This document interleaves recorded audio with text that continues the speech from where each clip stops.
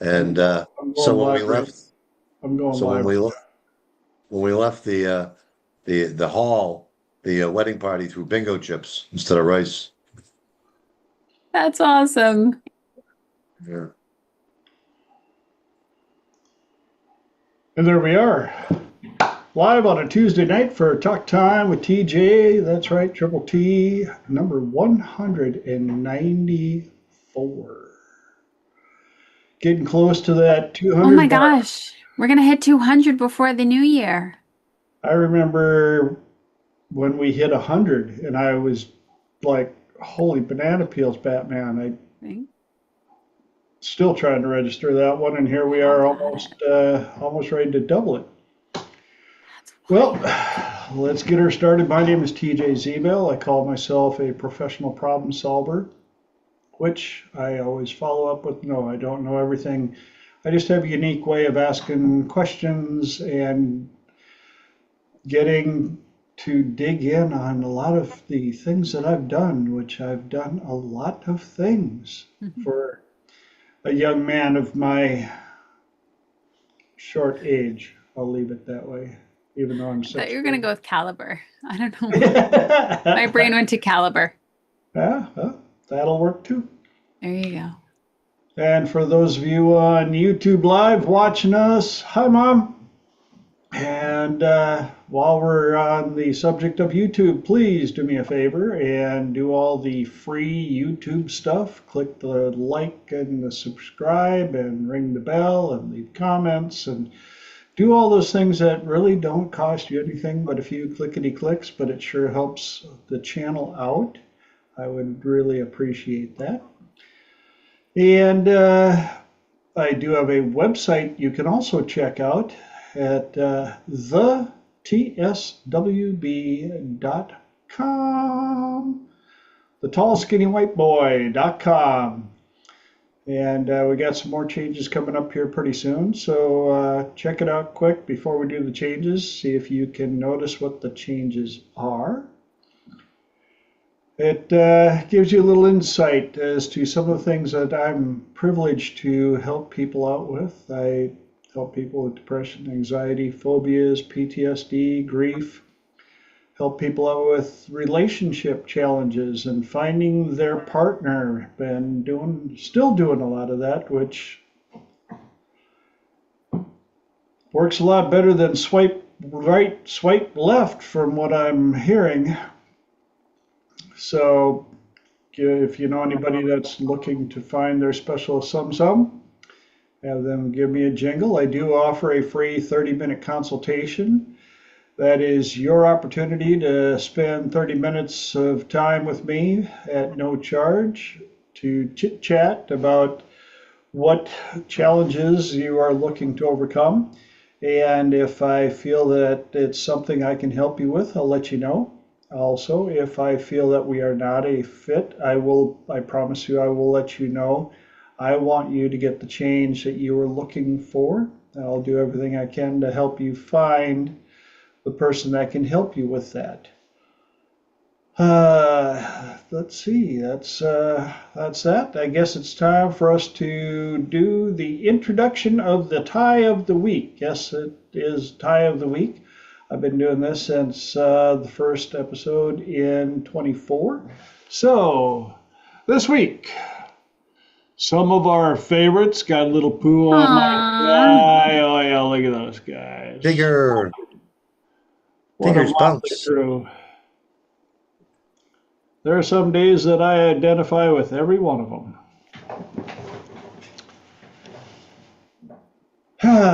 So now that we got that done, uh, anybody got anything awesome they want to share from the last 7 days since we saw each other?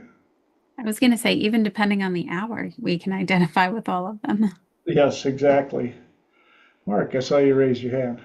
Yeah, I was gonna say, and you can answer this, both of you, from your perspective, but I've had a couple new clients in the last few weeks, and um, you know, do you find it hard to like wind everything back and go all the way back? And like I said, and the basics, the things that we do normally, now because they're just so habitual to, control your state and all that stuff. And it's like you got to wind it all the way back to the beginning and, cover some, it's good, but it's like you got to go back to the basics. It's like, okay, got to do some psychoeducation about the mind and, and try to, you know, um, you know, create the rapport with a little bit of the echoing and I did the cube with a client today and I haven't done that in years. I don't know if you know what the cube is. It's a visualization thing where you have a person imagine a cube, have a room, that's their life, and then the cube is in the middle, and then there's a ladder, that's their ambition, and then flowers on top of that, and then a horse. It's in the book. It's on Amazon. It's called The Cube. But the horse, which is their ideal lover, and the qualities that the ideal lover have, talking to that other part of them that doesn't talk, that less than conscious part, the subconscious, and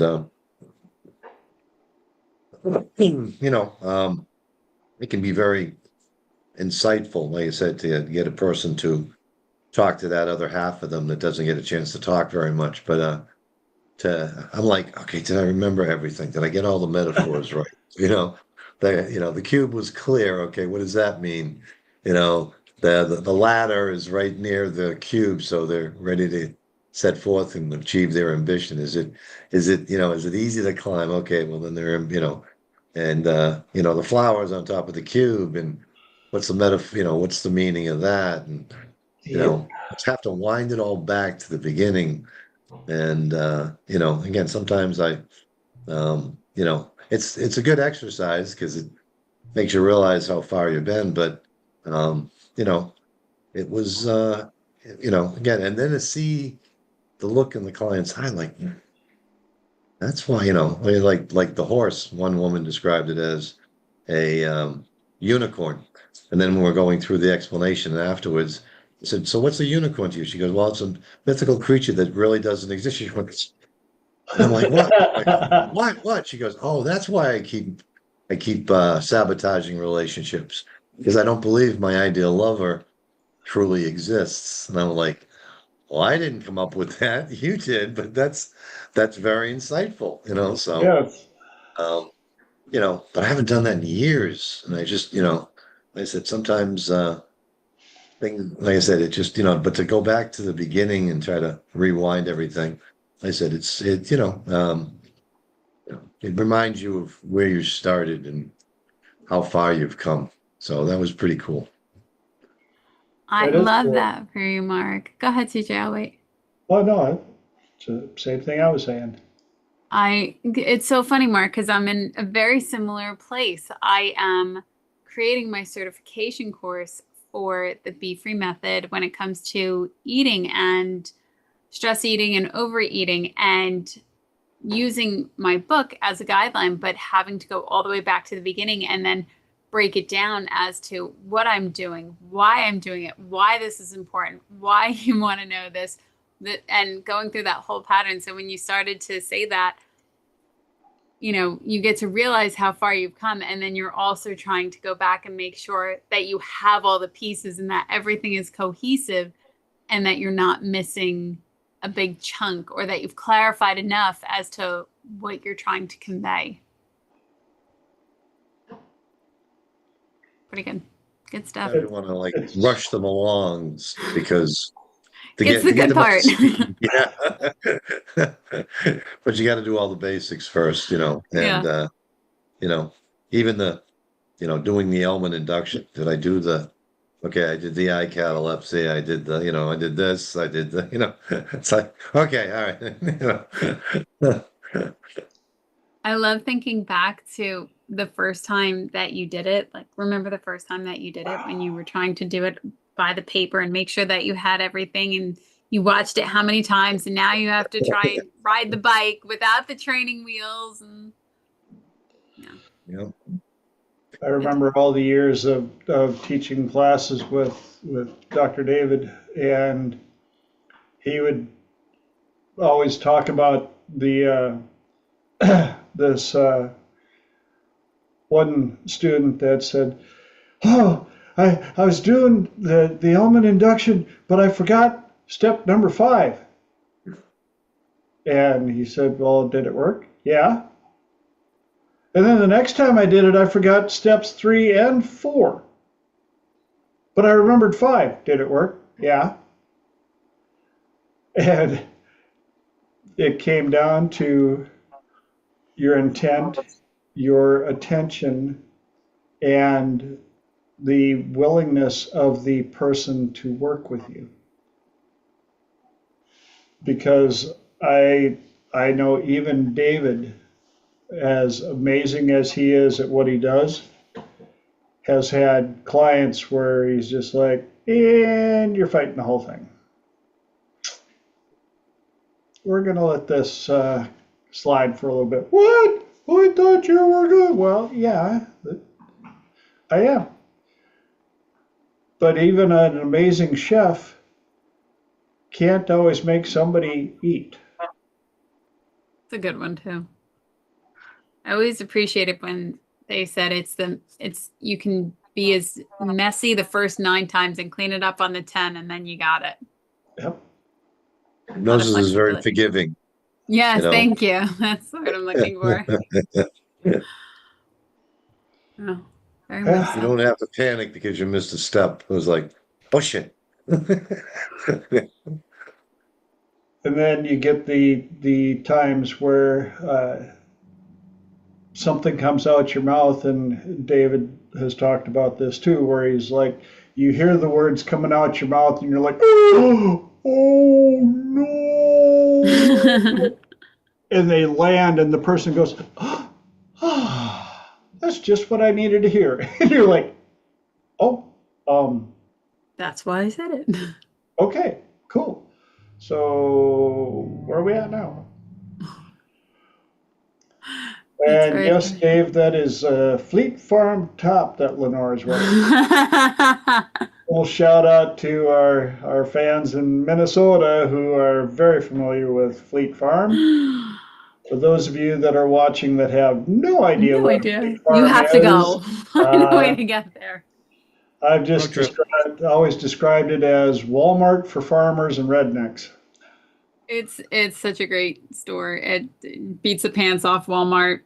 And what do we have out here? Like an agriculture store. Nope, that's way better. You can get little baby chicks in the store, and you can get sneakers, and you can get candy and cashews and hammers. It's an amazing store. I'm sad I don't have one. Yeah, and down here we've got Atwoods and Tractor Supply. That's the one. Yep. Tractor Supply, yeah. But up in Minnesota, you can go to the sports department, and over here are all the guns sitting out, except for pistols. And here's rows and rows of ammunition, all sitting out on the shelf. You can go up and grab what you want and go. Yeah, it's wild. And my friends out in California just went, what? I know, because I've sent pictures to some of my friends out there, and they're just like, all those guns sitting out there where you can just like grab it right next to ammunition where you can like just grab it? Yeah, it's still like the way I grew up. Welcome to Fleet Farm.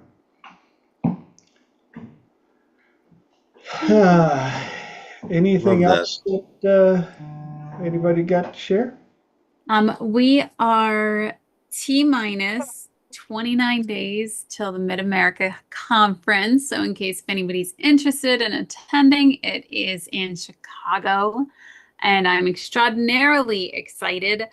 Chase Hughes will be there, Dr. Richard Bandler, Rich Guzzi, TJ, myself, and 100 other practitioners, plus 300 more attendees. And it's going to be an awesome time. I feel like it's almost like the fall version of HTL. Yes, pretty much. At least it's the energy that's around this event right now, and it makes my heart very happy, and I can't wait. I'm super excited.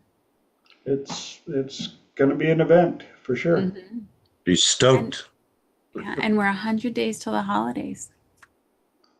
Yes. Mm. I know your friend John, I think Rutten, he's gonna be I send him Christmas stuff all the time. He's like, "You're crazy, Lenora." And Only 99 shopping days till Christmas. See? yes.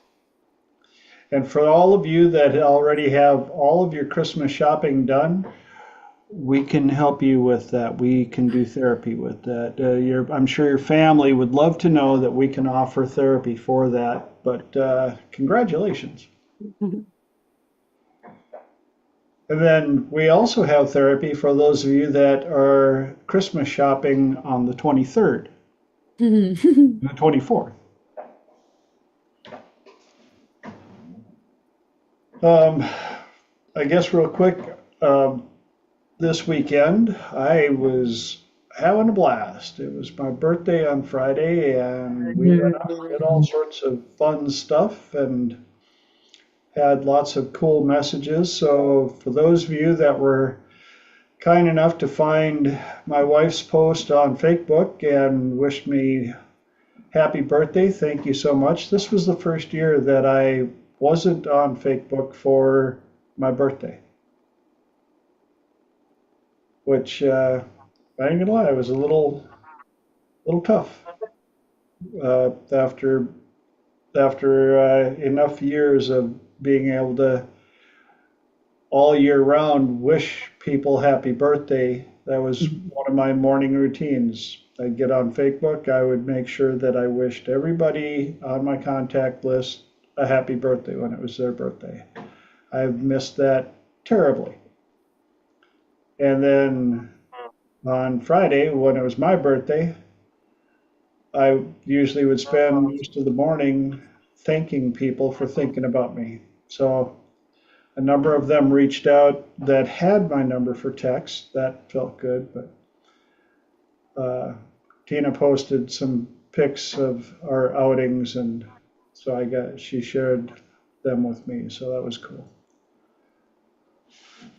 So one more go round on this planet. Many more. Another ring. Yes. Well, I guess it's about time for us to get into the topics. And I'll give you a little, for those of you that are watching for the very first time, just so you know, you can't see the people on the call who do not have their cameras on. And you also don't get to read the comments on the side. So feel free to join us live. It's the same Zoom address every week. So you don't have to worry about get on here once, get that information once. You can reach out to any of us. We'll give you that information. And you don't even have to know how to spell NLP to join us. But the way it works, it's a 2-hour show. And the first hour, I do my best to try and get through 3 topics that I've picked for tonight. And then the second hour is where things change up a little bit because I decided before I started Triple T, I wanted to make sure that I wasn't just another talking head. So second hour is open mic, open platform. Anybody can bring up a topic or questions. And I let anybody on the call answer first because I want to learn as well. And then after everybody on the call is answered, if I feel that there's still something that I think is worthy of adding, that's when I add my 2 centavos. So, all that being said, let's jump into the topics of the night. And tonight's topics are parenting, perceived value, and listeners. Parenting. How many of you actually are parents out there? Hey, yeah, Mark's got kiddos. I always joked I don't have any kids of my own that I'm aware of. The guys always wonder, the women always know. But I have raised plenty of kids, the oldest one being my father. And this isn't actually about parenting in that nature so much as it is in our scope of work. Of course, as you guys know, I I get a lot of my subjects from my client work.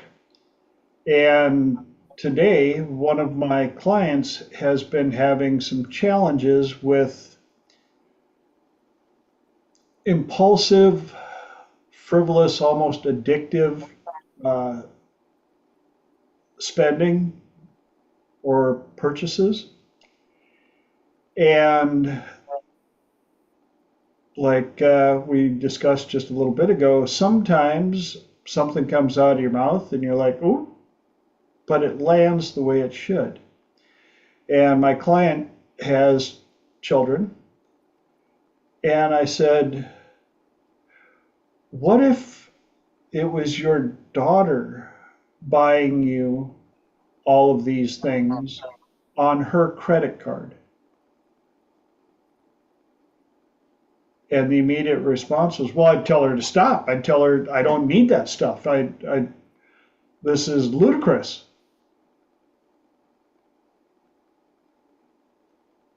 And it's interesting how sometimes silence lets the rest of the work happen. And my client just went, oh.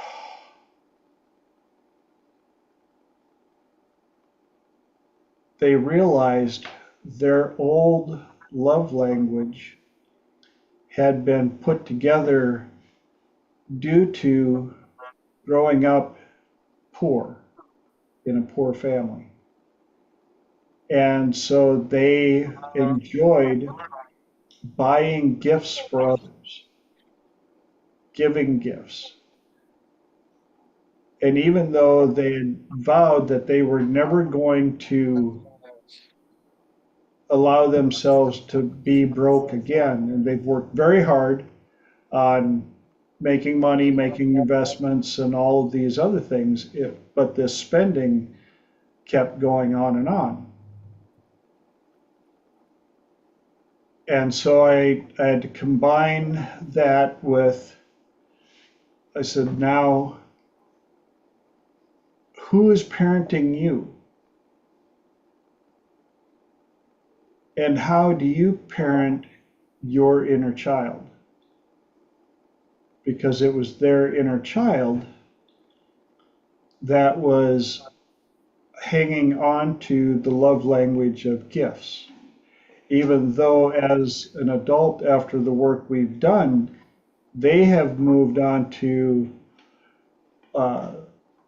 acts of service and words of affirmation. And so when the viewpoint got switched over to how would you feel about your daughter being the one purchasing all these things for you? And what would you tell her?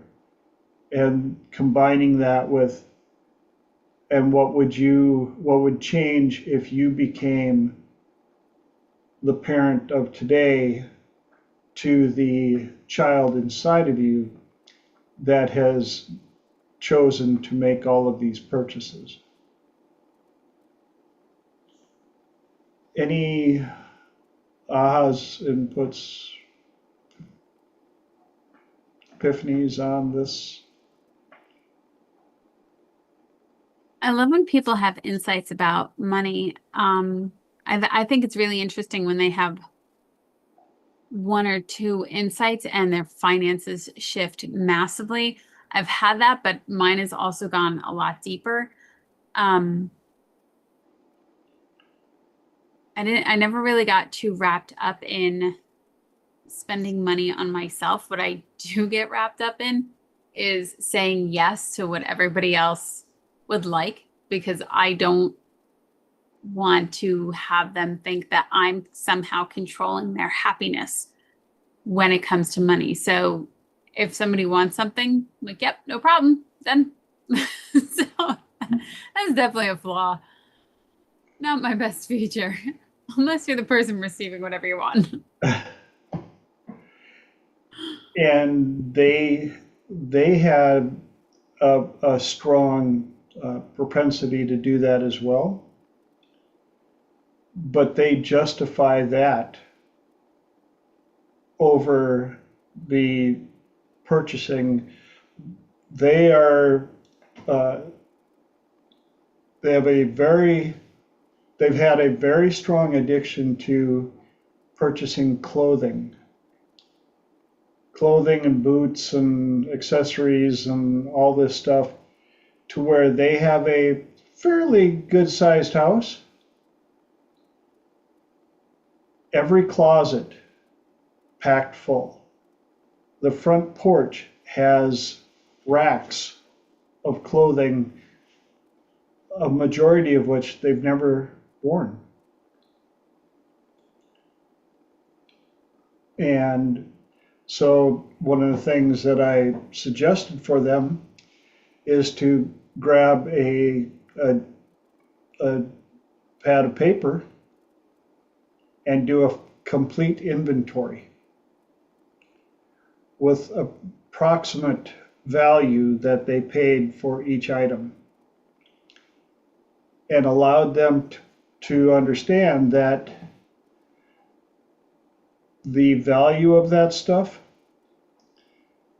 those items cannot be used to pay bills. They are not going to be able to send 2 pairs of boots to pay the electric bill. They can't roll up to the gas station and fill up their car for a couple of shirts.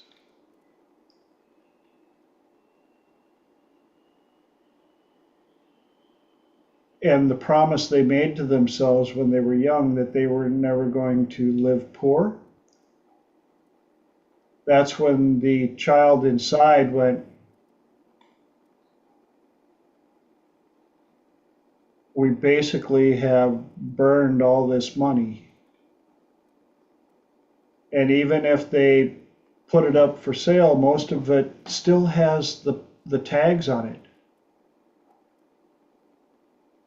But anybody that knows clothing, try and sell used clothing, even if it has the tag on it.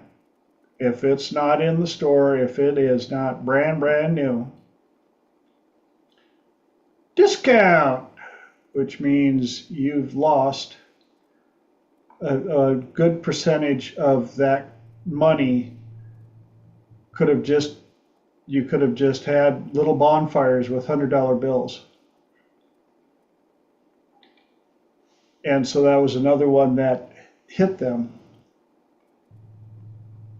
And I've used this a couple of times for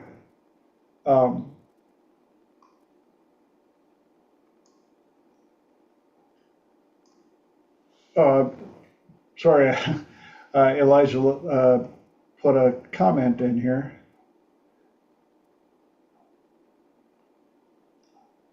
The sunk cost fallacy is real. The coaching is not only to do with stopping acquiring more, but letting go of what you'll never use. It doesn't matter if you lose out. It's more important to clear space for what's really important, in my honest opinion. Yes.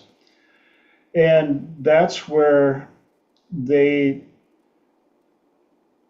knew they had a problem when they had to take their front 3-season porch and set up racks to hold all of the clothing, much of which they've never worn.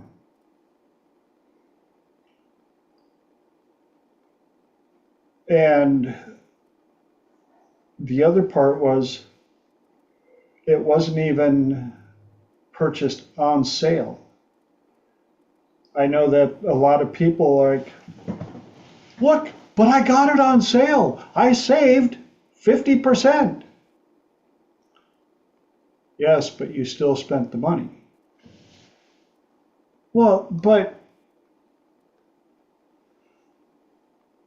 it just means they already know how to invest over time. Imagine using that skill in a medium that bears fruit. Exactly, Elijah. And that was the part that really bummed them out because they did start with nothing. They grew up in a very poor household and acquired degrees, college degrees, and did some very, very shrewd investing and have made themselves a very good nest egg. And it allowed them to actually retire early. But at the amount of that they've been, the amount of money that they go through when they go on their spending spree, they realize that it's not sustainable if they want to enjoy the lifestyle that they are currently living. The other part of parenting is they watch what their kids are going through now, and the good old concept of you can't be a Preacher in your own area. You can't be what? Isn't it a preacher, or you can't be Oh, a? you can't be a prophet in your own land. That's what it was. And they are watching their children go through things that they are very aware of, they're well versed in, they understand. And it really started to bum them out when their kids wouldn't listen to them. And they had to understand that their kids were going to have to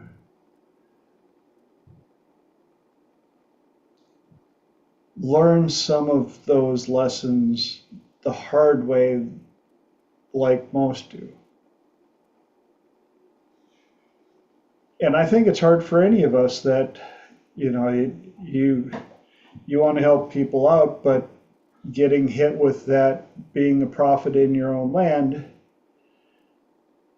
even if you understand the concept, it can be really hard to accept sometimes. I've dealt with that quite a bit. I've got a lot of friends and family members that I watch them go through things that I've experienced, that I know about, that I know how to help them with. But I'm just that crazy, tall, skinny white boy that has done everything, so they're going to have to learn something. Oh, Elijah. C and B? Criteria and values. Oh, yes. I'm so used to saying it my way now. Values and criteria. Yes. It can be an easy pivot if they're willing to listen to you.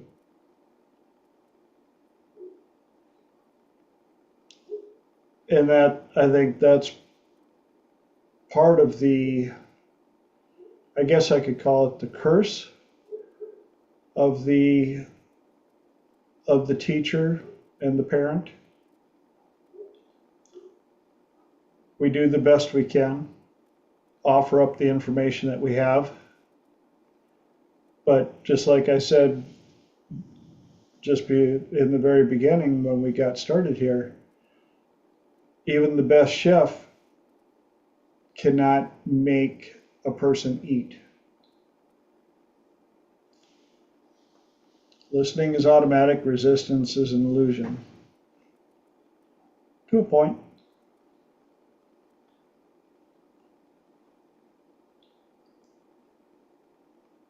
Any other ahas, epiphanies, comments on this subject?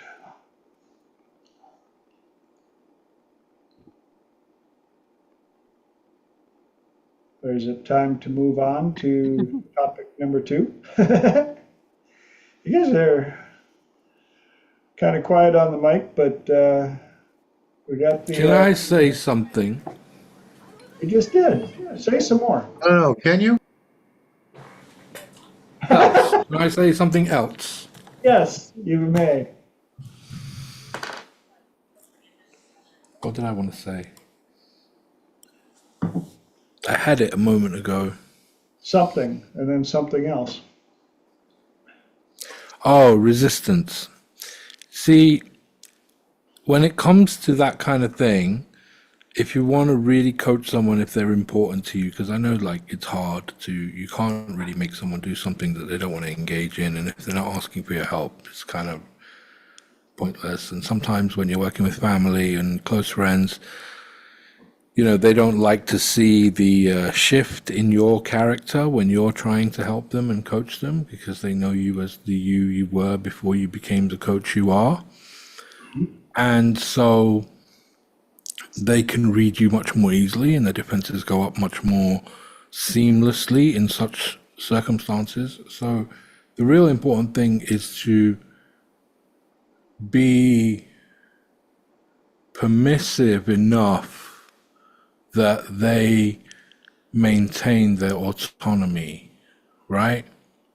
This kind of approach of, well, I'm not telling you how to do things, but this is just my way of seeing it, right? Or I'm not suggesting that you have to follow along, but my interpretation is this, and you know, you can take it or leave it. And I feel and have experienced that when I throw in a few of those little remarks that, hey, I'm not actually trying to change you or change the way you're thinking, I'm just sharing with you what the way I see it, the way I'm thinking about it, that it's much more easier for them to take on the idea or maybe try it on for size, and maybe within that there is a chance that they will change their position. That's a really good point. I appreciate that.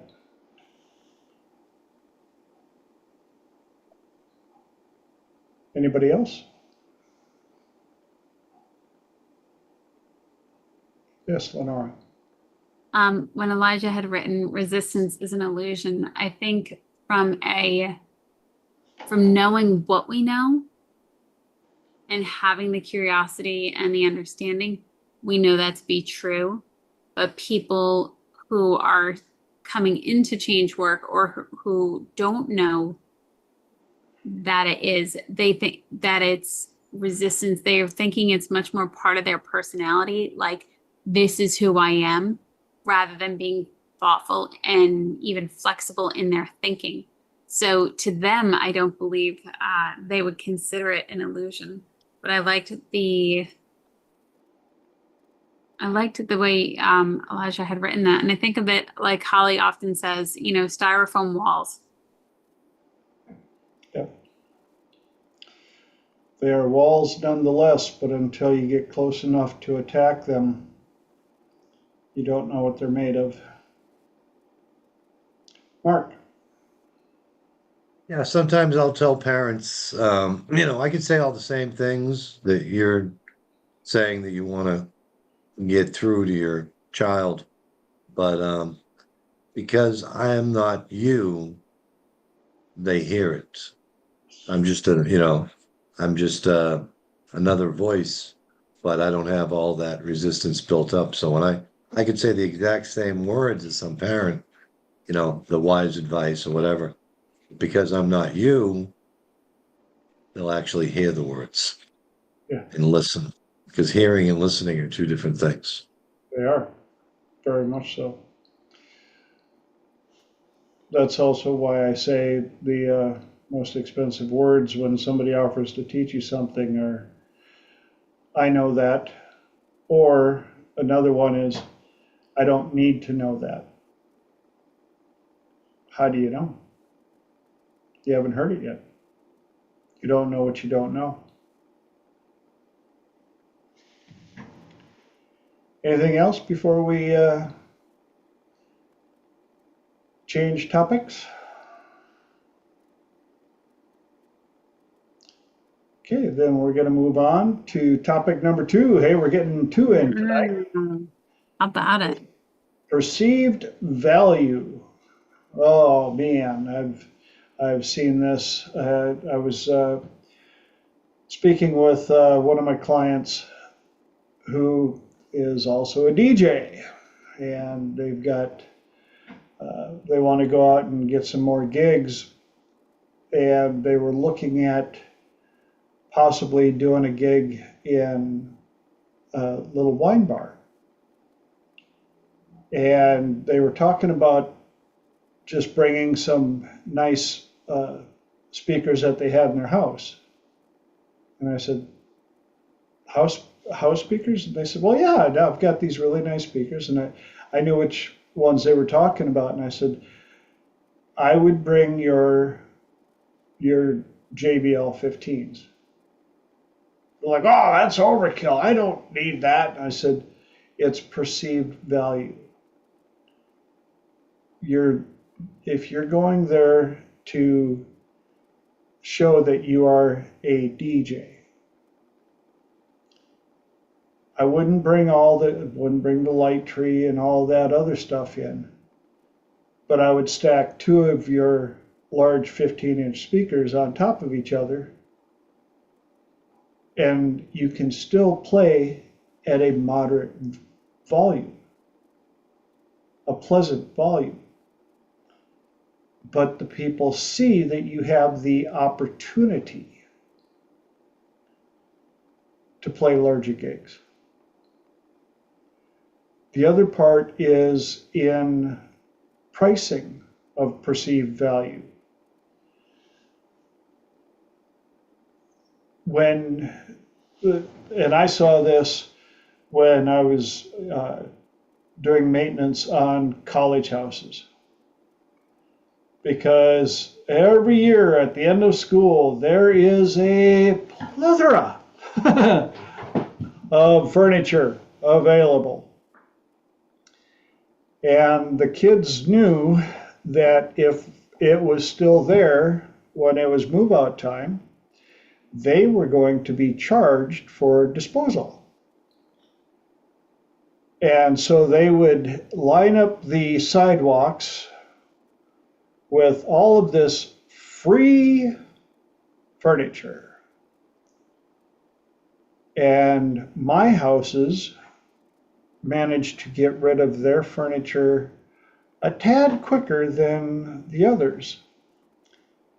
And the reason being is anytime I saw them putting a sign on it for free, I would immediately go in and go, stop, it's going to take you twice as long to get rid of it. I said, put on there $100 or best offer. And of course I got the pushback because what would I know? I'm just the fix-it guy. They are college educated and they know it all.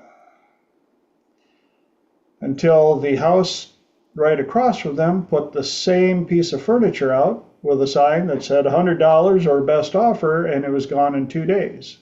While their free furniture sat there for 2 weeks or longer. Perceived value. And the ones that followed my advice, when I showed up seeing that it was gone, I was like, so, what'd you get for it? They said $25. I said, yeah, that's better than free, isn't it? And the people that bought the furniture thought they did some high stakes negotiating.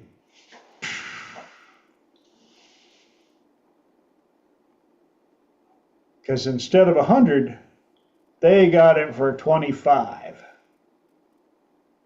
even though there was one across the street for free. What's the difference? Perceived value. There must be something wrong with the one across the street because it's free. Who knows what happened to that one for free? I don't want that in my house. Oh my gosh, they must have, but that one for 100, they probably took relative good care of it.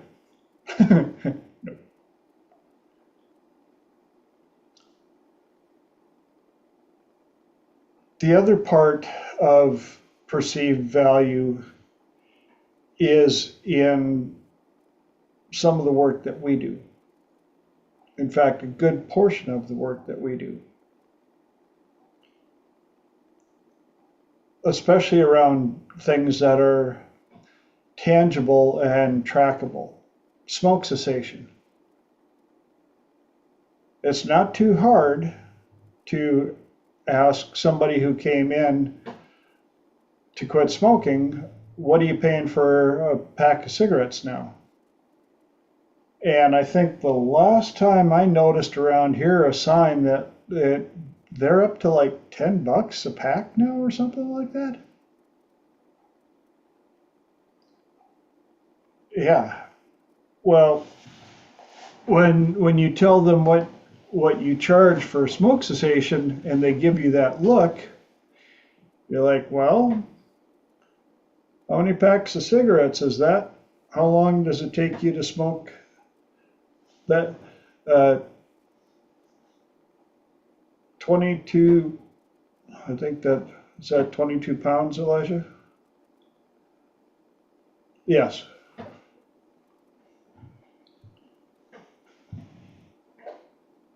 That jumped. $26 for a pack. Yeah.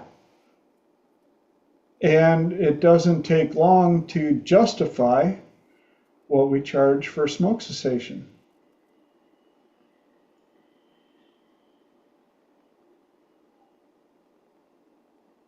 The other story is the story of the grandfather, I believe it was, that told his grandson to take a car that he was going to give his grandson.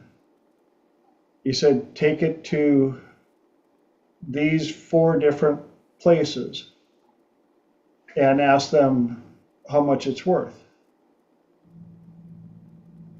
And the kid came back and said, well, one place they offered at the junkyard, they offered me $35. And then I went to this used car lot, they offered me $1,000. Then I went to the dealership that the brand of the car is, and they offered me $3,000. And then I went to the museum, the car museum, and they said, holy cow, this is a da-da-da-da-da, and it's worth $50,000. And the grandfather said, don't judge what people immediately tell you your worth is. Some don't see the worth or understand it.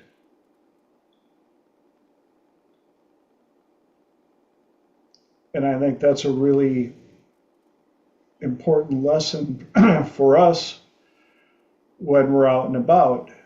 Not everybody can see or understand your value. Doesn't mean that your value is worth any less.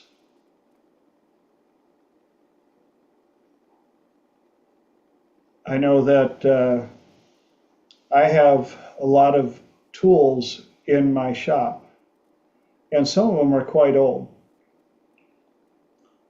And when I had a contractor here to help with the sheetrocking and some of the interior work on the apartment remodel, I showed them some of the tools. And a lot of them they had never seen before. They had no idea what they were for. As soon as I showed them what they did, they were just like the story of the old violin, the auctioneer and the violin. Are you familiar, anybody familiar with that story? Auctioneer opens up a dusty violin case, pulls out the violin, and says, "All right, we got a violin here. Who's going to start the bid?" And the bid was all the way down to, "Can I get 50 cents? Anybody got 50 cents? 50 cents, 50 cents." And finally, an old man walks up and he goes, "Excuse me, could I just try something with that violin for a little bit?" And the auctioneer's like, "You want to buy it?" He goes, I want to try something." And the old man tuned up the violin and played the most beautiful music they'd ever heard. And the violin sold for $1,500.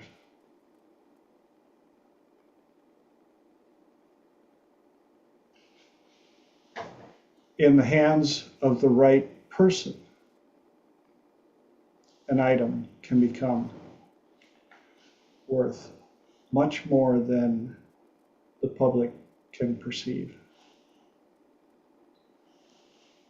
Another form of perceived value.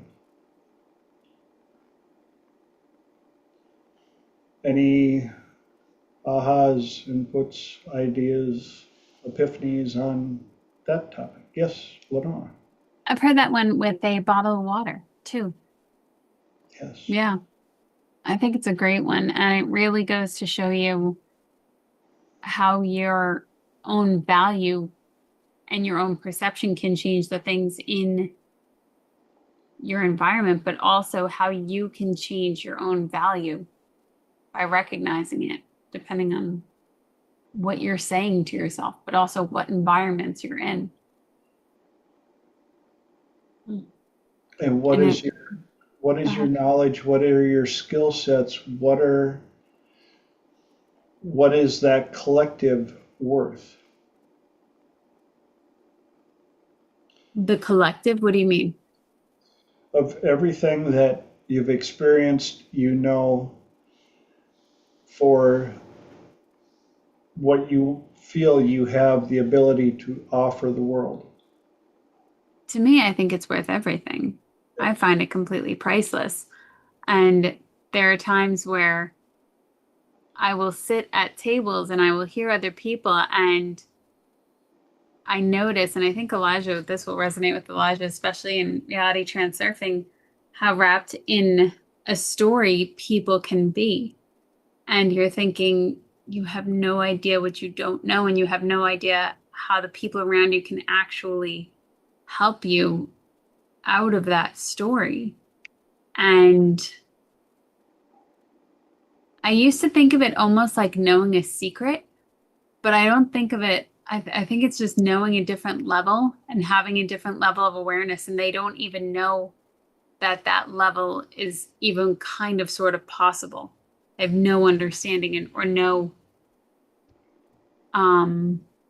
they've resided themselves to the fact that it's not possible. Change is not possible because they couldn't, so they can't.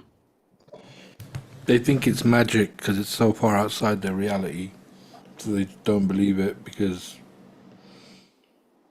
for the most part, people don't believe in magic. It's a really good point, Elijah.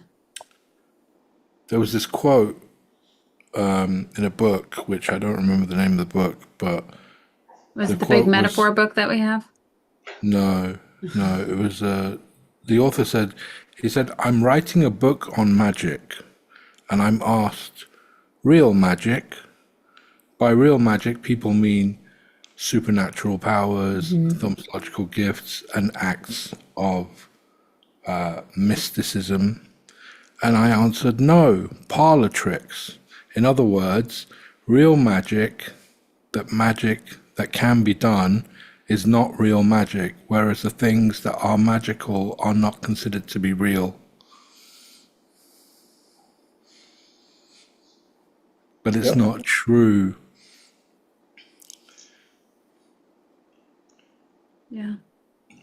It's just, there are laws, right? The universe has laws. Hold on, should I do this? You can see me. They're coming out of his shell. The universe has some laws, On camera. and those can't necessarily be broken.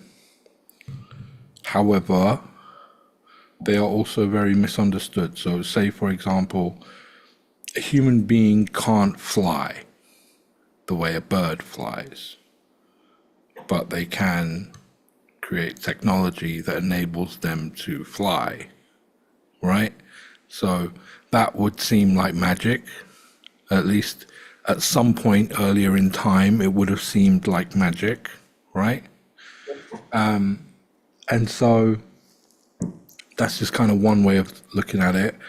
Another way of looking at it is people are like, well, I can't change who I am. Well, yes, you can, because you were born like a blank hard drive or a brand new Rubik's Cube, and it's the realities and the interactions and all that that's caused you to get all mixed up the way a Rubik's Cube does. But you don't have to be that way. Everything that your beliefs and your understandings are based on are experiences that you've had and meanings that you've given to those experiences. If you just change the meaning, your beliefs will be different, and then you'll be different, and so you can change who you are. So it's just massively misunderstood. And there are times when people do make big shifts like that, and then they go to see their old friends or their previous partners or their family members that they haven't seen for a while, and like it's almost like it's a new person. That could be magic as well, right? So Just don't file it that way. depends sort of how you look at it. I always believed in magic, and I refuse to stop. Thank you very much. Yes. There are some things I can't explain them, but also I wouldn't want to, because that would kind of ruin the beauty of it. Yes. Many years ago, many years ago, there was this high street with all these shops and stores that I used to walk along every day, well, 5 days a week, almost every day, on my way to work at my old job. And there was a bookstore there, and I walked past this bookstore almost daily. I never went in, I never looked in the window, I just walked past it all the time.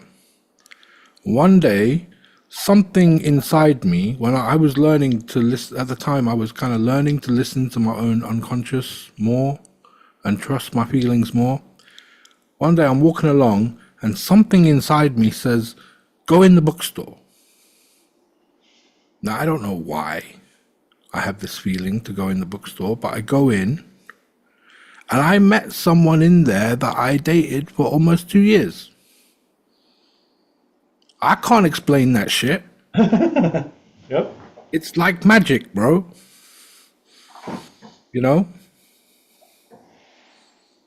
So, yeah, you don't have to, again, coming back to my whole resistance thing earlier, you don't have to agree with me. It's just my way of thinking, right? You're all welcome to your own opinions on the subject, and I would never tell you that you're wrong, because you're not. Whatever it is you believe, whatever path you choose, whatever it is you want to subscribe to, you get to be right. Just understand that from my point of view, and it is just an opinion, part of being right sometimes means limiting yourself. And so just wonder, or maybe consider, what assumptions are you making that are causing limitations? Yep. Great one. Mark. Yeah, perception is reality. Again, yeah, there are things you choose to believe in, and I choose to believe we live in a magical, mysterious world where anything can happen. And that's the reality that I walk in, you know. Um, but as far as perceived value, like I said, you know, for years I've been doing certain things in my practice, you know, spinning most particularly to someone else that looks like magic. And I'm like, no, you know, and it gets so repetitive after a while to see, you know, the change with the neurosomatic verbal repatterning, uh, that it almost became, you know, it almost felt like started to feel like a parlor trick. So I had to, you know, expand my awareness and, you know, again, and that's why I got into hands-on healing and, you know, and because I think that's where the true magic lies. But yeah, I choose to believe, like I said, perceived value. I choose to believe that we live in a magical, mysterious world where anything can happen. And, you know, so, but yeah, you know, and the perceived value, like I said, you know, other people like, you know, you're some kind of sorcerer. I'm like, no, not yet. I'm getting there. Uh-huh. So, um, you know, but you know, there are more things in heaven and earth, Artemis, than I dreamt of in your philosophy, to quote Shakespeare. You know, and I just choose to believe we live in a magical, mysterious, wondrous place. And so every day is a new adventure. Every day is a new adventure, That's absolutely. how I perceive the value of this group and, you know, every day. And here we are. And that brings us right up to the just past the first hour. Gone bada bing, just like that. And for those, Lenora. Hmm? You can finish your sentence because it goes Oh, right into it's still carrying over with this topic. okay.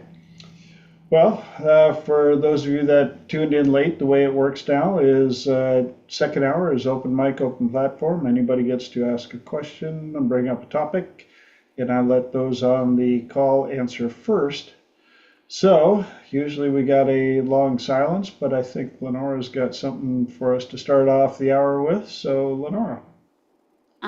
So Elijah had just asked to question the things or to question what's possible. I think that's what you said, right? I never said that. What did you What did you say? What was your I sentence? said consider what assumptions you've made, or what you choices you've made that could potentially be limiting, or something Okay. to that effect. Okay, so definitely much more your vocabulary, and I love that. Thank you. The question that I was going to ask is, what is important to each of you that you continue to work with other coaches and therapists for yourself? So yes, you're a practitioner and you're helping other people, but I think there's another piece to it in the desire to keep having somebody encourage you and to keep looking at your own stuff. So noticing the things that are holding you back. Because I don't think if you have somebody that you can have conversations with, or, you know, even the groups that we're a part of. So for example, this group or a hypnosis and other groups that are masterminding, that are encouraging people to look at their own beliefs and their own thoughts.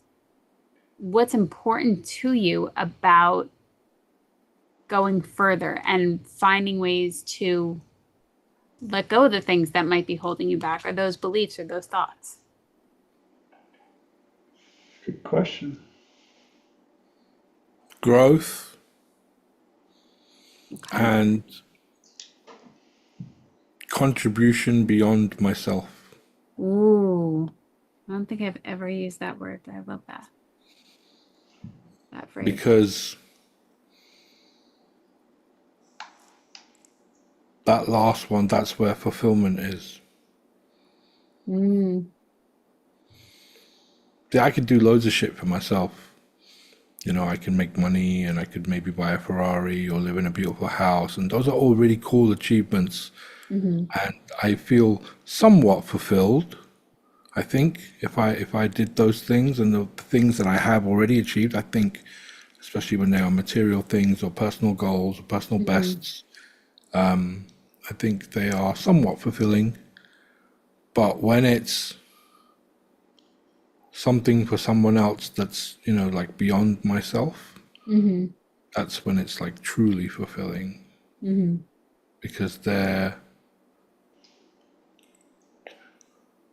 I don't know, when you experience it, you'll know for yourself. I'm sure you have already, and you can imagine what it's like, you know. Feed a starving family on Thanksgiving. You'll know what I'm talking about. Mm-hmm. You know what I mean? Yeah. Do it just because you can, not Mm-hmm. because you want brownie points or anything like that. Mm-hmm. And that's where the real fulfillment is. Yeah. Okay. Anybody else? Mark. Yeah, to add on to what Elijah's saying is, every day, what human beings are looking for is that durable fulfillment. That thing that, when you wake up in the morning, you can't wait to go do. And to Mm-hmm. help people is, again, what gives me the most durable fulfillment. So, um, and as far as mentors, I don't, I haven't learned everything I need to know from what I already have stored away on my hard drive. So I'm constantly trying to move forward and just keep becoming. And the when the mind tells you you're bored, that's the mind's way of saying that you need a new challenge. Yes. So Love that frame. that whole idea of the flow, when you start out on something new, you get, high anxiety and low knowledge. And when, as you go through time, those two lines intersect, as your knowledge base increases, it becomes exhilaration, and it becomes, just, again, fulfilling. And then once you're out of the flow, the mind, recognition that, it's boredom that tells you have to go back to the beginning to find a new challenge. So, so yeah, as far as mentors go, like I said, mentors are a way to keep growing, like, the thoughts opened a whole new world for me, and, as far as another way of looking at things. So, and I'm still, you know, um, enjoying that world, basically that entire reality, and of that so yeah, like I said, so that gives me, it's fulfilling that I don't know everything, because that would be the ultimate boredom. you know there are many things that I know very little about, and again, but it's just you know each and every day there's something new to learn. I'm a happy camper from whatever source. Great answer. It's also why I enjoy this. You guys push me in ways that I don't have another outlet for. Mm-hmm. The things that get discussed get shared here, and the knowledge base that's here allows me that it helps fill that curiosity need that I've always had. And I appreciate you guys so much. I feel humbled that you guys continue to show up because I just like now, I love, people that know me know that I love to learn and I love to serve. I love to help people, always have. And so that's what helps me. And yes, it's also why I have, for the last, I don't even know how many years, offered 3 free mentorships to people. And I try to keep it to 3 because I just love to get, I love to help people to the point where I would teach for free for who knows how long. So if I have 3 that I can focus on. Forgive me for throwing a monkey wrench into the thing. Well, What would be the perceived value of that if it was free? the people that have actually followed up on it understood the value, because when I tell them that I only have 1 college degree, hotel, restaurant, property management. The rest of the stuff that I've learned is from being in the right place, the right time, with an open mind, with somebody who was willing to pour into me. And so it's free because a lot of the ones that took me up on it were hardly able to keep up with their bills in the first place. I don't offer this to the rich kids, the people that are making it. And I've had some really cool success stories. Um, that Tina calls it my pro bono work. And it's part of my fulfillment because I want to be able to give back for all that I've been blessed with when I didn't have to be. Lenora. I love that you had asked that, Elijah. There were so many times where I've gone back and forth with offering something like pro bono, and I still actually work with people for free, and the understanding is to pay it forward. And not everybody and very few people at this point are open to, or I should say, I'm open to offering this to. I Yeah. had offered it to somebody for a couple of months, and initially it seemed like they were so appreciative, and the cracks started to show very apparently. And in that, I was able to have a better understanding of how I can share, how I can help, and how I can also value myself, because I don't have to do it for free anymore. I don't have to coach people or help them for free. There was a point where I felt like there was a younger part where it was like, but I want to. I feel like I have to. And it was almost like what I kind of think of it as like cutting my teeth or like earning my chops or something like that.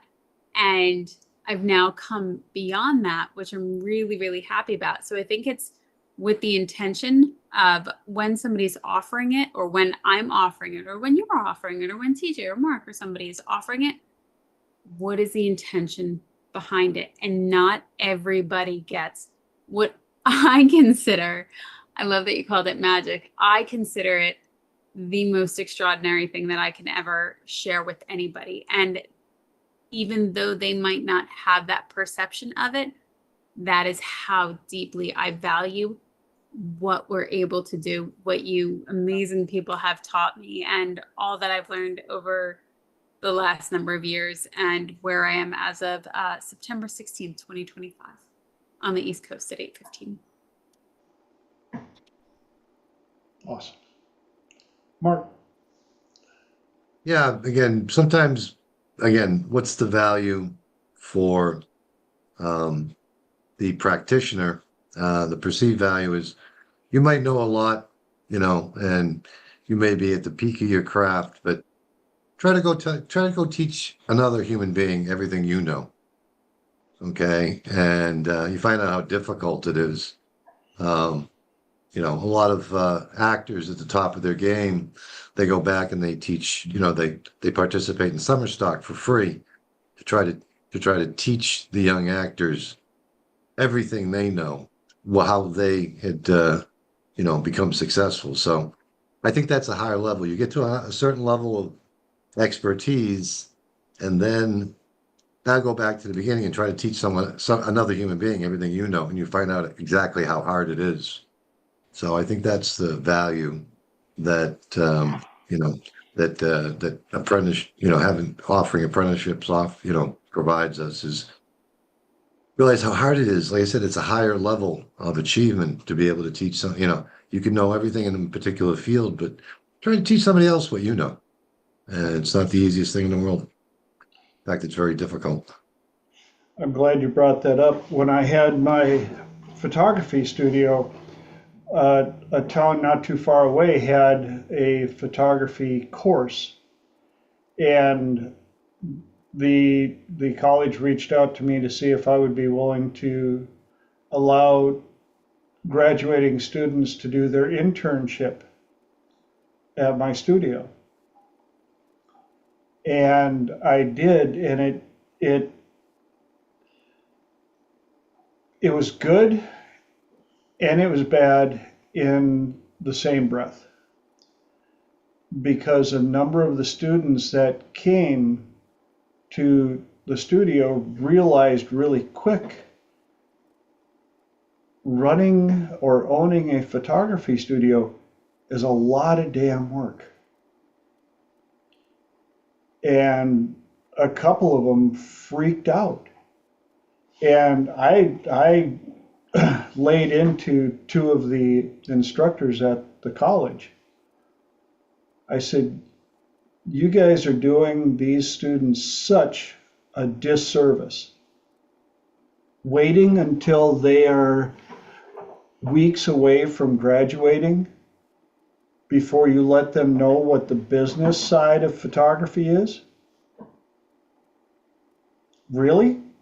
I had one young lady that she was so excited to graduate, and then she was in the studio with me, and a family came in with all their kids, and the kids are running around and all the above, and the parents are yelling at the kids and all this and that, and I'm coordinating, okay, where do we want to go? What do we want to do? And my student, my intern, started crying and ran out of the studio in front of everybody, ran into my office.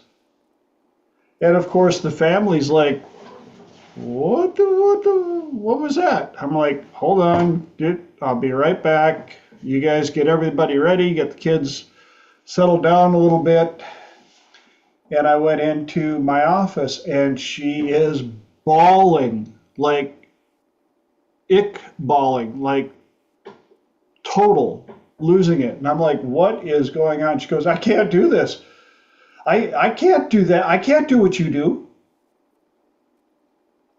And I went, okay, you know what? Why don't you just sit in here and just chill? Just breathe. No, I'm going to go. I'm going to quit. I'm not even going to graduate. And I went, no, do.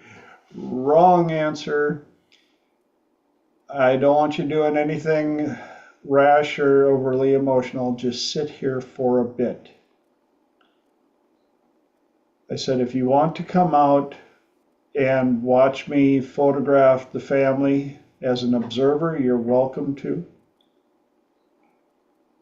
But when I got done, I went back in there and I'm like, what's going on? She goes, I can't do what you do. I said, well, what did you think photography was? She goes, I just want to take pictures of trees and stuff. And I went, okay, but how are you going to pay your bills? I said, do you think I want to deal with these little humans in their natural environment inside of my photography studio running around? No, I'd rather take pictures of cars and models. Which model car in particular? Yes, exactly.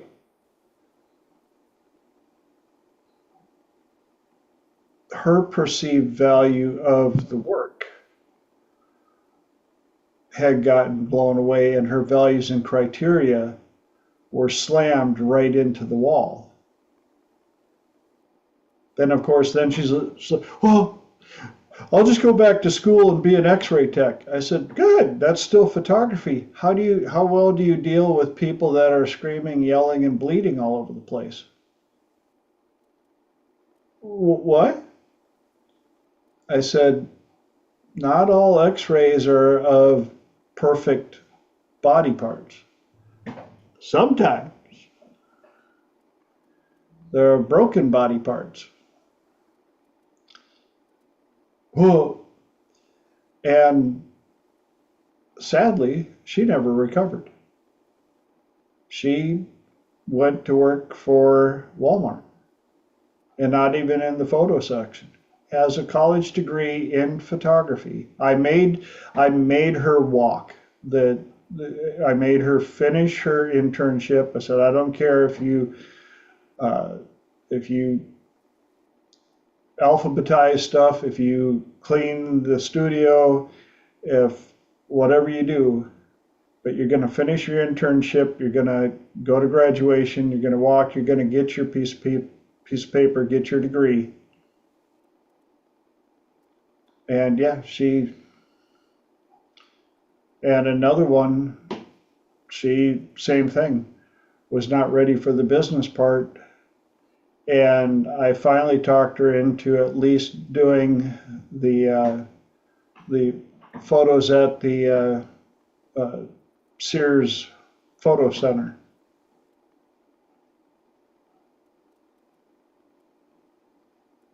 They weren't prepared for the real world from what they thought they were learning.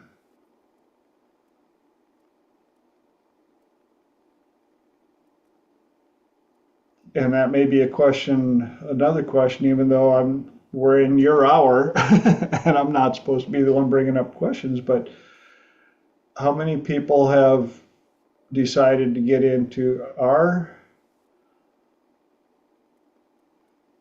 line of work and had an abreaction happen in front of them and decided, maybe I don't want to do this type of work? I don't think you choose this work. I think this work chooses you. True enough to be true right there. I certainly wasn't looking for You this. don't, honestly, okay, this coming Friday is 10 years to the day that I became certified hypnotist. Okay. Is that from when you went to what's his name's training? Because I was thinking of that this week. And you met with that meetup group. Oh, no, before that I went to see Okay. David in San Diego. Okay. And then that happened when I came back home. Yeah. Right? Yeah. So this Friday will be 10 years to the day I got my first certificate off David, who was my first ever hypnosis teacher, right? First time I met you. Back then. No, you met me the year after, I 2016. met you the year after. In 2016, yeah. This was in 2015. Okay. Anyway, Happy anniversary, Elijah. why did I say that? Oh, yeah. I didn't really want to. I didn't really want to help people. No. I didn't really want to be a coach or a therapist or an instructor or anything like that. I wanted to seduce lots of women and climb the corporate ladder, and I thought, hey, this hypnosis thing is going to be the accelerator because I've been in depression for 9 years, and this is going to be my way to catch up and make up for lost time. But then somebody who was, they weren't my friend or anything, but they were a nice person. They were not a bad person, and they were feeling really, really sad. And I had already learned something that could have helped them. And so we had a chat, and then they felt better. And then game over. I'm in now. Do you know what I mean? I'm in. Because like I said earlier, that's where the real fulfillment was. It was when I wasn't doing it for myself. It was when I was doing it for other people. That's where I found the real joy. Bingo. Plot twist, left turn. Yeah. And it is what it is, dude. Yeah. The fact of the matter is, this life is not about me. It's about we. Yep. Right? Yep. And where possible, if they are willing to cooperate and they want it, I won't leave them behind. Because I know what it's like to be in depression and sadness for a decade, and I would hate for someone else to have to go through it if they didn't choose to. Yes. Because, I wouldn't even wish it on my worst enemy. Amen. I feel like that's a theme among us, that you've reached such a low that you don't ever want anybody to experience that you will go to lengths to educate yourself and find ways to explain it to other people so that you can help them climb out of whatever hell they found themselves in. I think that's a very big common theme.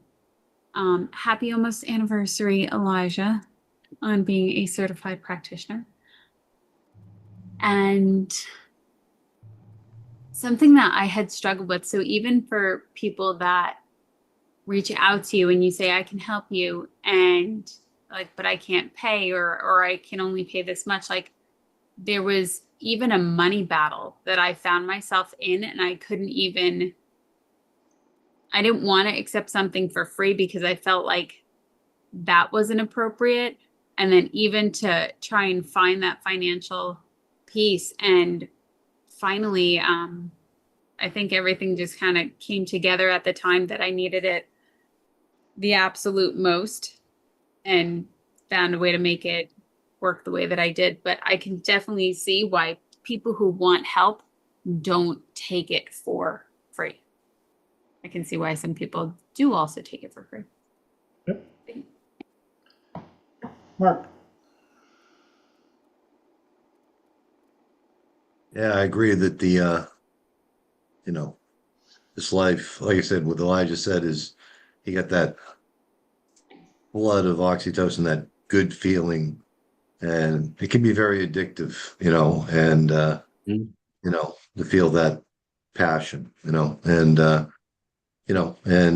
what he said is sometimes, this life, chooses you, and it can happen early, it can happen late, there can be just a moment, and everything changes. But I do have another question. With permission, are we done with this topic, or do you want to? Elijah's got his hand up.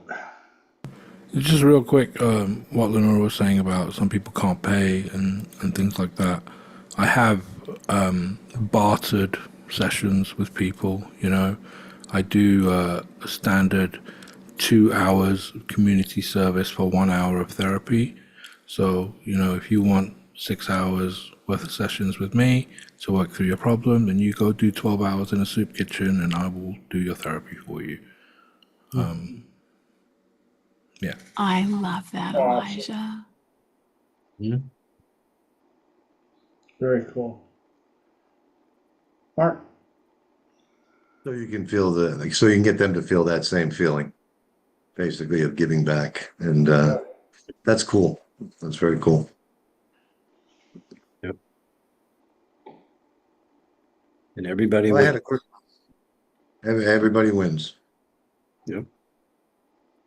I had a quick question about, I heard I think a practitioner on YouTube the other day, and she was talking about hypnopompic and hypnagogic stages. And her definition of those are the moment before you fall asleep is a state change, and the moment that you wake up, you go into awake state. And my understanding of it is you're very suggestible when you're switching stages or rebooting, as I like to call it. And her recommendation is because the moment before you fall asleep, imprint on yourself a very powerful image. And I was thinking about a vision board, and having that vision board in front of you, and the same thing when you wake up, it imprints on your subconscious thing. It sounds like a very powerful technique, and I just want to know what everybody thought of it. Is that last thought before you fall asleep? I guess that's hypnopompic. I don't know. I never heard these words before. And the moment when you wake up is hypnagogic, and make it all technical, but the moment when you wake up, the first image that you see is going to imprint on you for the rest of the day. So I was just wondering what everybody thought of that technique that she explained. Elijah? Hello. I can confirm it's very powerful.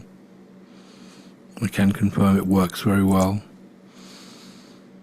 The key is not the visualization or the thought, but it's the feeling that goes with the thought, right? It's the feeling that's the key, right? So if you can emotionally feel whatever it is you're envisioning on that vision board, that's what's going to do the real imprinting. And on the waking up side, we habitually kind of wake up and we move. But when you wake up, if you can lay still and kind of maintain that little grogginess and do it again and have that feeling in the morning, that's when works well in the morning as well. So kind of when you wake up, when you're stirring, don't fully wake up. Allow yourself to be in that kind of half in, half out sleep grogginess, and do your visualization or affirmation or whatever it is you do to evoke the feeling again, and that will imprint on you first thing in the day, and that will be the lens, if you like, that is the filter on your perceptions going forward in that day, and then you'll start to interpret things. It's like the first domino of the day, if you like. Mhm. It works very, very, very well. Thank you. Very cool. Anybody else?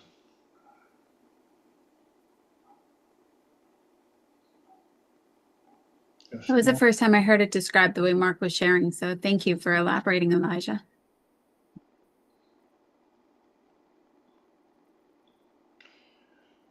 Part of the routine just before bed, a lot of my clients that are dealing with depression, one of the things I have them do, and you guys have heard this many times before, is a day planner.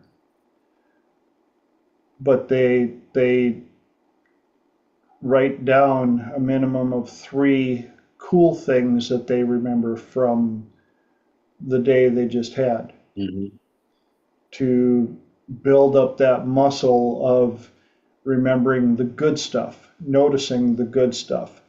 And a number of them had mentioned that they slept better, which is also understandable. If you're the last thing you're thinking of before you go to bed is all the cool stuff that you experienced through the day. Sure. Little better impression than what some of us can do. We're just like, that, and wonder why we're tossing and turning and having a hard time falling asleep. So I think the other part, along with that wake up state, is a technique that I talked about a couple of times of what favors can you do for your tomorrow person today? Setting out your clothes, setting up the coffee for in the morning, writing yourself little letters,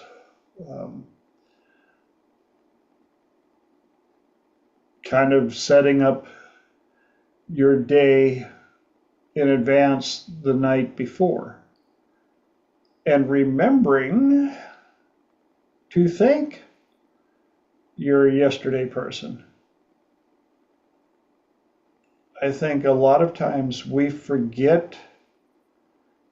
It's almost like we take what we do for ourselves for granted. Well, I live with myself every day. Why would I have to thank myself? Because you're listening. You're talking to yourself all the time, but how often do you say thank you? And how often do you purposely set up things in the future, even if it's something, like I say, as small as setting out your clothes, setting up your toiletries in a nice little fashion. I know some people that will buy themselves flowers simply because they love the smell, they like the look, they like it.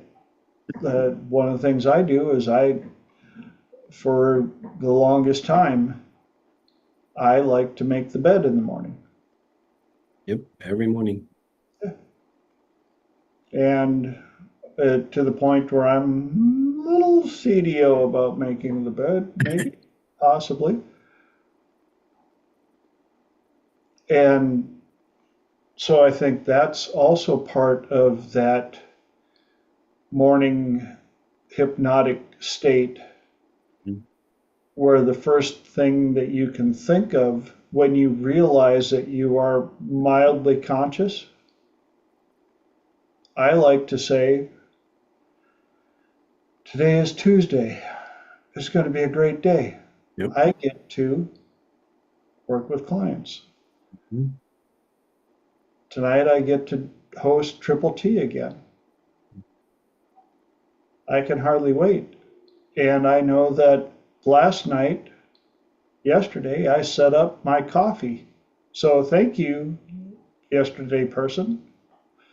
I appreciate that, because now I don't have to think about it. I can walk out to the kitchen and pour myself a nice fresh cup of coffee and let life start flowing into this body again for another day of activity. Yep. Who else has a little routine that they've set up now that Mine is mostly for going to sleep. I used to be this person who would lie in bed and sleep wouldn't come straight away. So I have like this whole wind down thing now where, I'm away from the computer, the phone, the TV, any kind of blue light source. Reading puts me to sleep. So yeah, just a few little rituals I it's just I call it my winding down time, and it's usually sort of 45 minutes of just being away from all this, because I spend so much time on computer screens, doing sessions on Zoom and seeing all sorts. So it's just nice. It helps a lot in the falling asleep, because when trying to do like what Mark was describing earlier, it's really annoying if you kind of think about your vision board and you evoke your feeling and you get all yourself going, but then you don't fall asleep. It's like, well, and then I kind of reached my threshold and I couldn't get it again, and then I fell asleep. And the idea is to have the strong feeling as you're kind of drifting and falling asleep with it. So I recommend, if you are someone who has trouble falling asleep and you just lie there for a while, just get yourself away from blue light. For me, blue light was the big thing. Get yourself away from computer screens, from phone screens, from televisions, and just wind down a little bit before you actually lay down. Yeah, get away from the digital stuff, because we're analog. We'll get back into analog mode, right? Yep. I do something similar. I sit in bed. Of course, I always have my trusty legal notepad with me. So I'll sit in bed and maybe listen to some kind of woo-woo music like Duder, some ethereal, just gentle, floaty, universe music to calm me down. And I just, like you were saying, I just write about the day. It's my journal and whatever comes to me, but I try to think about the good things that happened today. I had, customers came and they were happy and satisfied. I made some money. They went away happy and I helped them. And I rode my bike, or I sat in the sun, or like that. And I used to look at videos a lot on my phone, and I had to really cut way, way, way back on that. I realized that having that imprint before you go to sleep it can sometimes not be very positive. So, and then I thank God for the day, and I thank my body for taking care of me, and without much input from me, and thank you for my good health, the health of my kids, and just go over all the good stuff of the day, and then set an intention. I'm going to sleep well. I'm going to sleep solidly. I'm going to have great dreams. I'm going to wake up refreshed. Doesn't always work, but I always try anyway. Yeah. Those that know me well know that I would love to have much better control of my dreams. Yeah. My entire life, I have been, I thought it was normal. I thought that everybody dreamed all night, full vivid color, full detail, and I'm finding out not so much. Yeah. And my wife has seen me wake up more tired than when I went to bed because of the dreams that I put up with all night. Yep. And I'll explain, I've described some of them to her. And I've stopped telling her some of the dreams because she was just like, Huh? Really? really? Like, really? How do you remember all those details? And I'm like, it's like watching a movie, except you're in the movie. Yep. I'm sure you could tell me some really good dream details about what you did yesterday. So, yeah. And to Elijah's comment, of course, I would like to know how to induce lucid dreaming, and Lenore's got her hand up, so you guys can decide who's. Ah, yes. You can go, Elijah. I was gonna slightly shift it, so you're good. Okay, so lucid dreaming is, we all know what it is. For those who don't, lucid dreaming is when you're dreaming and you realize that you're dreaming, and the fact that you know that you're dreaming and it is a dream allows you to take control of the dream. And, you can do all sorts of stuff. You can go to other planets and fly around and have superpowers and have all the interactions go exactly the way you want them to. It's really, really super cool. How to do it? It's actually crazy, crazy simple. Throughout your day, and you don't have to force it, but just throughout your day, as and when you remember, ask yourself the question, am I dreaming? And of course, the answer will be no. But then throughout later in the day, you might remember again and ask yourself, am I dreaming? And the answer will be no. And you keep doing this for days and sometimes weeks. It takes a while sometimes. But at some point, because while you sleep, you process what happened throughout your day. At some point, while you're sleeping, you will process the question, am I dreaming? And in that moment, the answer will be yes. And therein lies the moment for you to take control and have a lucid dream. It's actually super, super simple. Apparently, I've got half the process figured out, because even last night, as crazy as my dream was, I remember going, this is just a dream, but man, this is nuts. I just couldn't take over the control of, because trust me, the second I learn how to take over control, the dreams that I have are going to be very different. Yeah. Be when you do go into a lucid dream, and you will, right? Be a little bit careful. Don't push the envelope so much on your first rodeo, right? Yeah. But have fun with it. It is relatively safe in there, so long as you don't go all the way to the very edge of the map straight away. Right. I have a question. Mm-hmm. That has happened quite frequently with me, but I find that it's short-lived, because as soon as I realize that I am lucid dreaming, I mean, and it seems so real.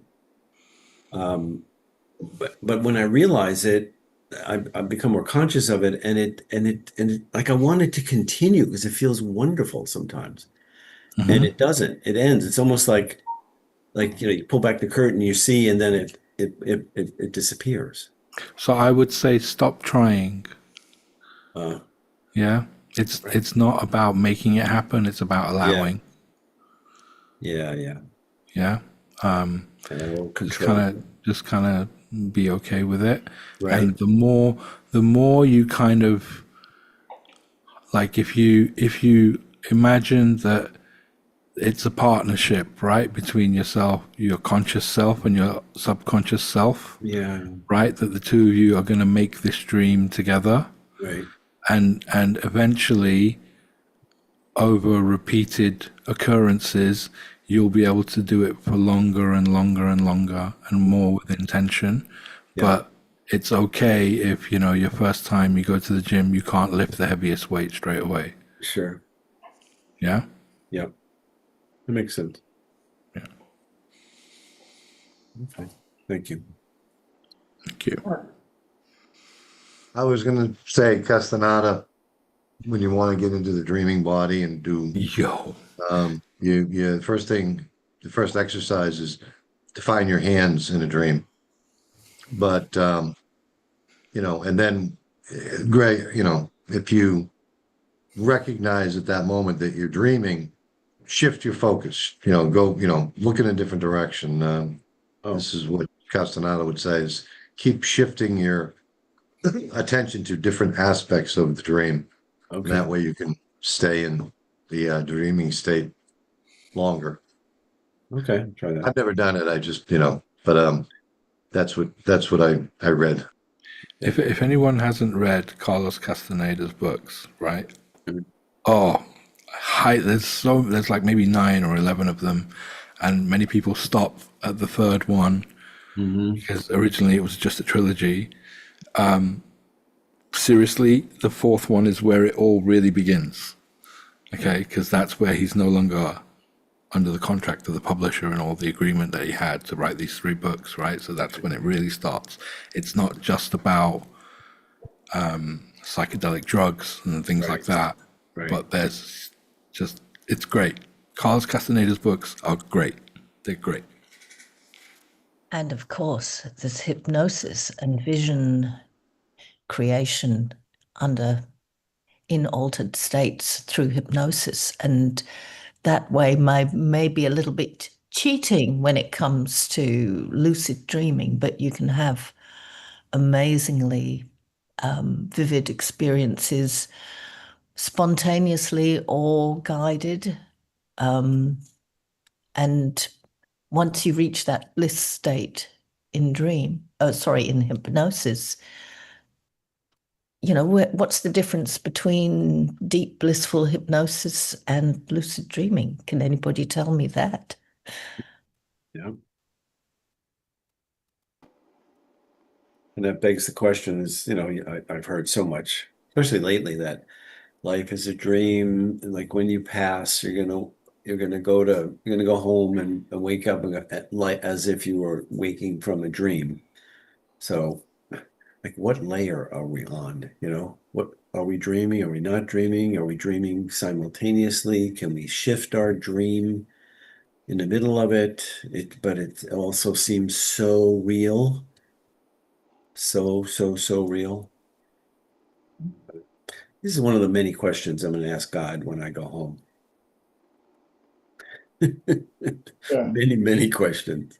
Please come back and tell us. I will. I'll send you a message. I'm not there first. Yeah, right? Yeah, likewise. That's why I say that the dreaming that I have done for the vast majority of my life has been so lucid, so full of detail, so rich in color. I remember the first time I had somebody try and convince me, we only dream in black and white. I'm like, no is the answer. I know, because I can tell you all the colors of certain things that have happened. And yes, there are some that I wake up very refreshed, and I love those. But man, there are some I wake up and I'm like, WTF. What the heck? Exclamation. Yeah. Mark. Yeah, I kind of went down another path. When I'm about to fall asleep, again, some of my dreams are not, I don't think I think I tap into the Akashic record, and I get, downloads of memories of other times, other places. So I don't do the lucid dreaming, but I think I do, tap into the Akashic record, and I don't think it's past lives. Just too many different varied dreams that I download. So, and I think that the Akashic record is kind of like, oh God, this human residence that, like I said, that surrounds the planet. I think it contains a lot of memories, and it's kind of like an energy field. And I couldn't do the lucid dreaming, but I do seem to tap into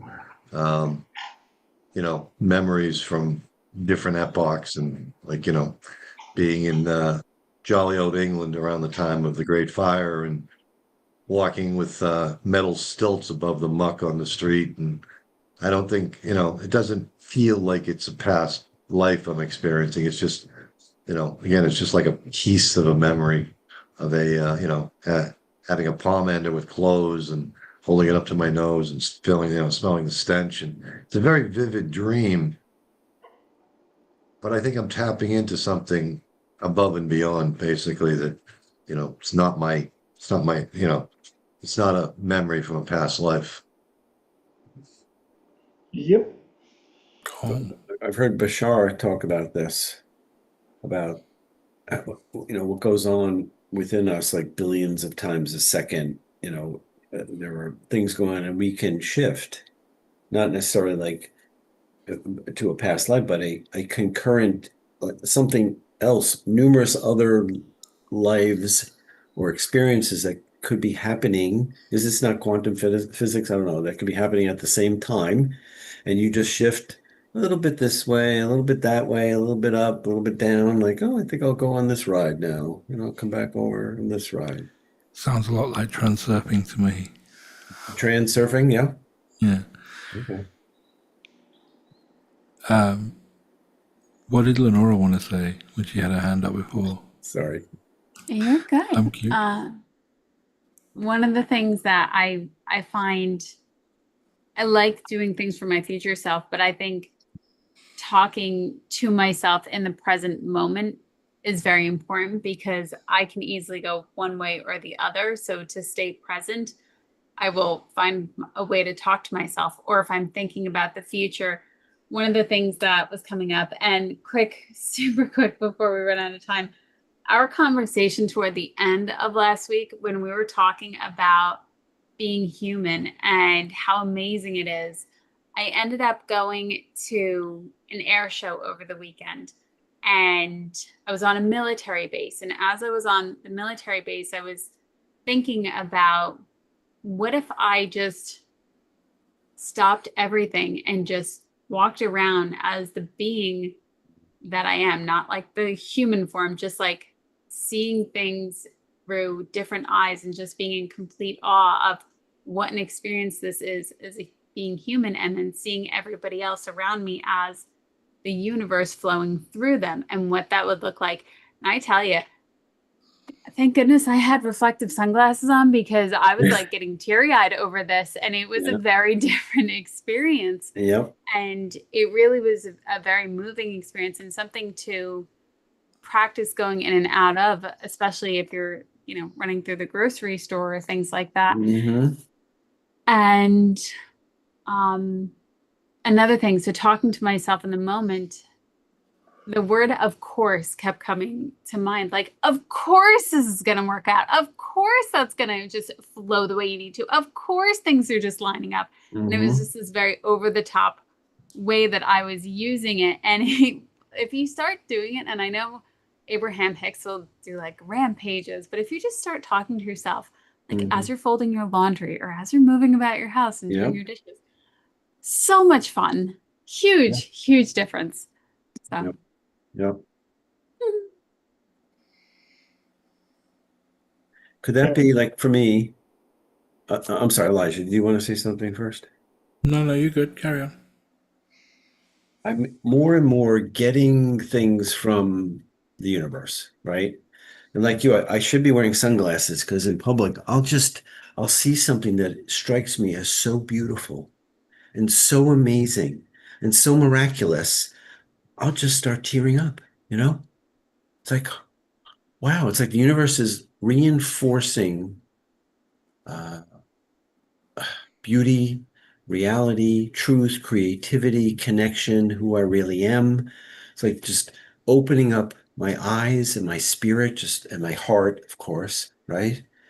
And like I'll walk out front. I stay up pretty late. I walk out front, and there's the moon and the pastel sky. I'll just start weeping.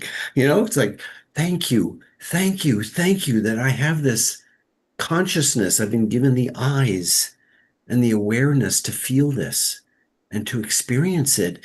And then at the same time, what I do is when I think of it, I become like a star, and I send out light in every direction to the multiverse. That if I'm feeling this, I want other people to feel this at the same time. I want them to experience it, Oh my God. And it's almost like I did too much of a drug.